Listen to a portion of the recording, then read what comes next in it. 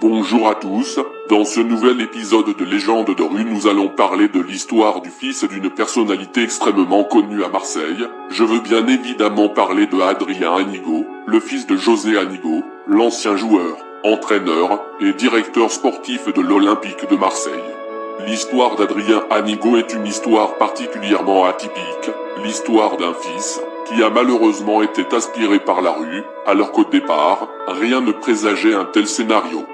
Cette histoire a eu un fort retentissement dans les médias de l'époque, car, pour la première fois en France, le monde du foot avait été endeuillé, de près ou de loin, par un assassinat qui a touché directement la famille d'un membre du plus grand club de foot français, l'Olympique de Marseille. L'histoire du destin tragique de la famille Anigo a permis de mettre en lumière les relations parfois très étroites entre le milieu du football et le milieu du grand banditisme à Marseille.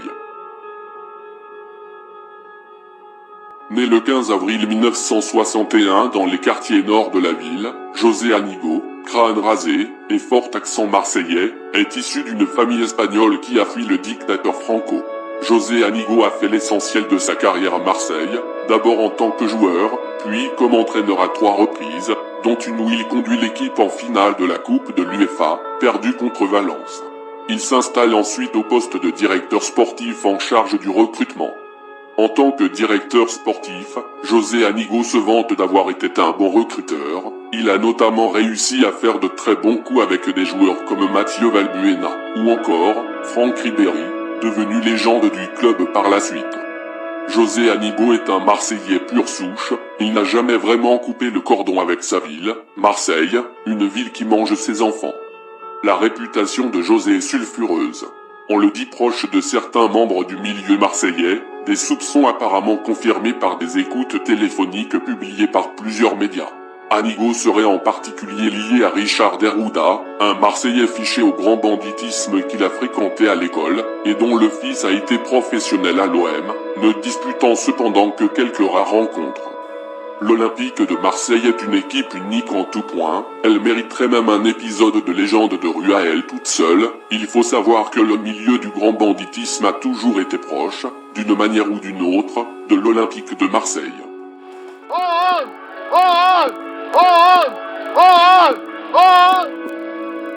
En 1983, alors que José Anigo est joueur de l'OM, sa femme va accoucher de leur premier enfant, Adrien. Adrien est un enfant comme les autres, avec une seule différence, il grandit avec un père qui est un joueur à l'Olympique de Marseille. Bien que les joueurs de foot de l'époque n'avaient pas des salaires astronomiques comme aujourd'hui, la famille Anigo est quand même très bien lotie, on est loin de la pauvreté de certains habitants de Marseille. Adrien Anigo grandit donc dans un certain confort, néanmoins, comme on le sait, la ville de Marseille est ce qu'elle est, une ville depuis fort longtemps rongée par le banditisme. Aucun quartier n'est épargné par la délinquance, dans tout Marseille se trouvent des personnes prêtes à tout pour se faire de l'argent, et Adrien Anigo va malheureusement finir par se retrouver au milieu de ces personnes, et c'est là que les problèmes vont commencer. À partir de 2001, Adrien Anigo va donc commencer à être influencé par des personnes pas très fréquentables, et il va tomber peu à peu dans la délinquance. Il enchaîne les petits délits. Le 11 avril 2001, Adrien est condamné à 1 an de prison ferme pour un vol par effraction. Ensuite, après sa peine de prison, le jeune Marseillais ne va pas arrêter ses conneries. Bien au contraire, il continue à enchaîner les délits. En 2005, il est condamné à 4 mois de prison ferme pour conduite sans permis et rébellion. Entre 2001 et 2005, Adrien a en tout été condamné 9 fois. Adrien s'est livré assez tôt à des actes de délinquance, rompant avec le système scolaire, et tenté par l'argent facile, son manque de force de caractère va l'entraîner sur des voies délictuelles. Le jeune est qualifié par des psychologues d'individus frustrés, immatures, et reconnaissant lui-même avoir été influencé par de mauvaises fréquentations de quartier. Mais, le jeune est également quelqu'un de déterminé, et qui n'a pas froid aux yeux. À partir de 2006, Adrien va décider de passer à un stade supérieur dans la criminalité, les braquages. En effet, accompagné d'amis à lui, ils vont former un gang de braqueurs qui va terroriser plusieurs commerçants dans les Bouches du Rhône. Adrien Anigo, Alexandre Distanti, Olivier Garofalo et Antoine Rodriguez forment donc le gang des braqueurs à la masse, et vont commencer leur premier méfait à la rentrée 2006. Le 5 septembre 2006, les 4 compères vont donc effectuer leur premier casse. Ce jour-là, Adrien, accompagné de ses 3 complices, va prendre une voiture qui appartenait à l'Olympique de Marseille et va l'utiliser pour commettre le braquage. En effet, José Anigo, le père d'Adrien, utilisait des véhicules appartenant à l'OM. Adrien va donc discrètement emprunter un des véhicules et va se rendre avec son équipe sur les lieux du braquage. Le groupe compte braquer un bureau de poste situé à Aix-en-Provence. Arrivés sur les lieux, les 4 hommes tirent en l'air, prennent en otage les employés et les clients, et dépouillent les locaux. Au final, ils arrivent à repartir avec 20 000 € à se partager à 4. Le gang est très content de ce braquage, il va donc décider de se lancer dans une épopée de vol à main armée d'une extrême violence. En effet, le gang n'hésite pas à tirer en l'air lors de leur braquage afin d'effrayer les employés, et il n'hésite également pas à casser les vitrines des commerces avec des grosses masses. Entre 2006 et 2007, le gang va commettre une impressionnante série de braquages dans tous les Bouches-du-Rhône, et même au-delà, toutes sortes de commerces y passent, dont des bijouteries. Durant cette période, le gang des 4 a commis pas moins de 13 braquages, ils étaient incontrôlables, chaque braquage leur rapportait minimum 50 000 €. Au final, avec tous les braquages, le gang a réussi à dérober plus d'1 500 000 €, une somme énorme. Les 4 jeunes mènent à leur grand train, mais la fête va se terminer en 2007. En effet, la police a réussi à remonter leurs traces, à cause d'une erreur commise lors de leur premier braquage à la poste. En effet, une personne a réussi à noter la plaque d'immatriculation utilisée par les braqueurs. Cette plaque était directement reliée à José Anigo et à l'OM. Adrien et son gang vont donc tous finir par se faire arrêter, à cause d'une erreur de débutant. Mais, 3 ans après son arrestation, Adrien et ses associés vont réussir à sortir de prison, grâce à un vice de procédure. Après cette libération, Adrien va décider de se ranger, il va devenir père de famille, il va se concentrer sur sa femme et ses 2 enfants, et va décider de rentrer dans la légalité. Il va tout d'abord ouvrir un magasin de sport sur la rue de Rome, ensuite, son père l'a également aidé à monter un bar, nommé le Castel Rock, situé sur le rond-point de Castellane, dans le centre de Marseille. Malgré ses efforts afin de se ranger, le spectre de la rue va finir par réapparaître. En 2011, Alexandre, un ami de Adrien qui faisait partie de son gang de braqueurs, va se faire tuer par la police espagnole, alors qu'il était en train de prendre la fuite après un braquage de bijouterie à Alicante. Casi a la hora del cierre, vestidos de negro y con escopetas de cañón recortado. Mientras intimidaban a las dependientas, unos viandantes los vieron y avisaron a la policía, con tanta suerte que un coche de patrulla estaba en la zona. Los acorralaron y los atracadores no dudaron en acribillarlos a balazos. La policía respondió y alcanzó a uno de ellos en la cabeza, lo que le produjo la muerte en el acto. Los otros 2 lograron huir. En la calle volaban las balas y la gente, presa del pánico, trataba de protegerse tirándose al suelo, escondiéndose tras los coches o metiéndose en los portales. Que pensaba que era petardo, digo, pero si no estamos en...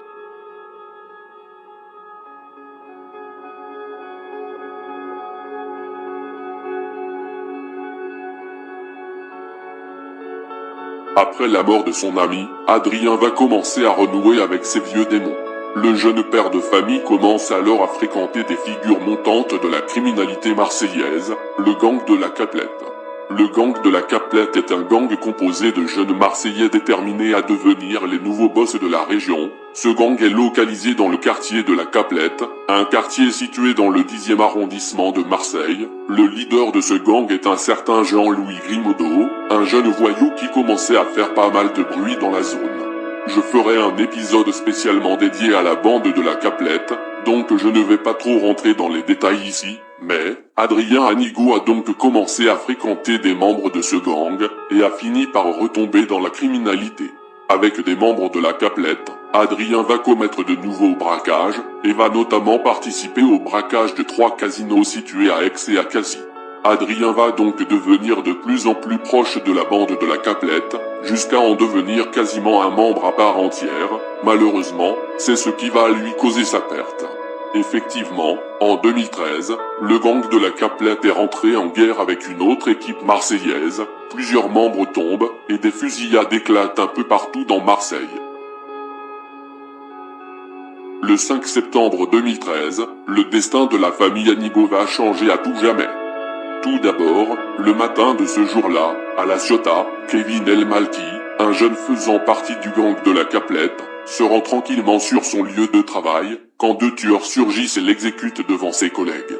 À peine quelques heures après ce meurtre, à 15h45, Adrien Anigo se trouve tranquillement dans sa Twingo noire de location. Il est en route pour aller chercher à l'école sa fille Messika, 7 ans, et son fils, Teddy, 6 ans.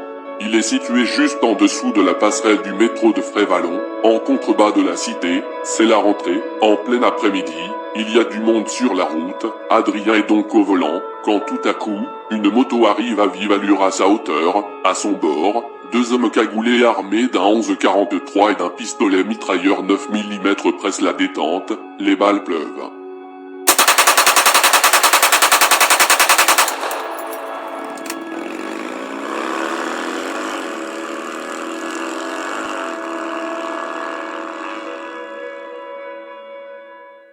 Les tueurs ne lui ont laissé aucune chance. Adrien est atteint de plusieurs balles, dont une à la carotide et une en pleine tête. Adrien Anigo décède immédiatement, devant des témoins médusés. Les règlements de compte n'épargnent pas les proches des personnalités marseillaises. Cet après-midi, c'est le fils de José Anigo, ancien joueur de l'OM, aujourd'hui directeur sportif du club, qui a été visé. Âgé de 30 ans, le jeune homme était le membre présumé d'un gang soupçonné d'une douzaine de braquages de bijouterie commis en 2006 et en 2007. Adrien Anigo circulait dans le 13e arrondissement, au cœur des quartiers nord de Marseille. Au volant d'une Twingo noire de location, il a été pris pour cible par deux hommes sur une moto de grosse cylindrée. Selon les premières observations des enquêteurs, les tireurs ont mitraillé la victime à bout portant avec deux armes automatiques avant de prendre la fuite. Touché à la tête et à la carotide, Adrien Anigo a été secouru par les marins-pompiers. Ils n'ont pas réussi à le réanimer. Après quelques mois de prison, il avait été libéré en 2009. Il devait être prochainement rejugé aux assises. Ça, c'est quelque chose qui a été très très blessant et très touchant. C'est l'époque où José Anigo avait des idées noires, où l'ancien entraîneur de l'OM a même pensé au suicide. C'était fou, mais c'est vrai que j'y ai pensé, vraiment. C'est quelque chose qui aurait pu se passer dans l'instant où personne n'aurait pu rien comprendre. Je ne suis pas guéri de l'absence de mon fils, mais à ce moment-là, j'étais au fond, même plus qu'au fond du trou, c'était pire. C'était pas évident, c'était pas facile. La famille Anigo a été dévastée par ce meurtre. Cela doit être horrible de perdre son premier enfant de cette manière. Adrien avait tenté de sortir de la rue, mais, malheureusement, ses vieux démons l'ont rattrapé, et il a recommencé à être impliqué dans des histoires sombres. Les tueurs d'Adrien Anigo n'ont jamais été arrêtés, mais, quelques années après son meurtre, José Anigo, le père d'Adrien, aurait tenté de se venger. En effet, selon les rumeurs, José serait parti rendre visite à des amis d'enfance d'Adrien, qui font partie de la bande de la Caplette. José leur aurait demandé de venger la mort de son fils, en échange d'une certaine somme d'argent, qui provenait du transfert du jeune joueur marseillais Liadji. 3 jeunes membres de la bande de la Caplette auraient dit à José Anigo, je cite, « Ton fils c'était un frérot. On va te rendre service vraiment avec le cœur, il y a que nous à Marseille, l'équipe est super entraînée, il reste que nous dehors. Mais on risque 30 ans de prison. » La police a finalement arrêté tout le monde avant qu'une quelconque vendetta ne se produise. Au final, les tueurs courent toujours, et la justice pour Adrien ne sera jamais rendue.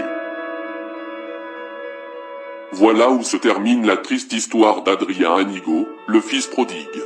Ce que l'on peut retenir de cette histoire est que, à Marseille, le banditisme n'épargne personne. Vous pouvez être né dans la famille la plus riche possible. Tant que vous vivez dans cette ville, il y a des chances pour que vous croisez la route de mauvaises personnes, et que vous finissez par choisir le mauvais chemin. C'est ce qu'a malheureusement vécu Adrien, qui, bien étant né dans une famille aisée, n'a pas pour autant échappé à la spirale de la violence. Voilà ce qu'il se passe quand des jeunes ont pour icône des gens comme Totorina, Tony Montana, Pablo Escobar, et j'en passe.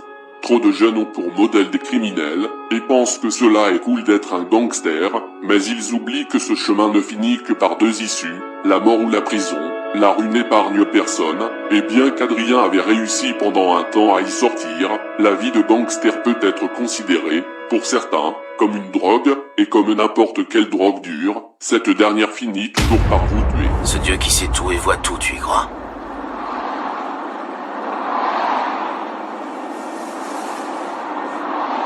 Moi, j'y crois. Il sait absolument tout. Et même qu'on se retrouverait ensemble dans ce corbillard. Nous, on pense savoir ce qu'on va faire. Mais Dieu seul peut savoir à l'avance comment les choses finissent.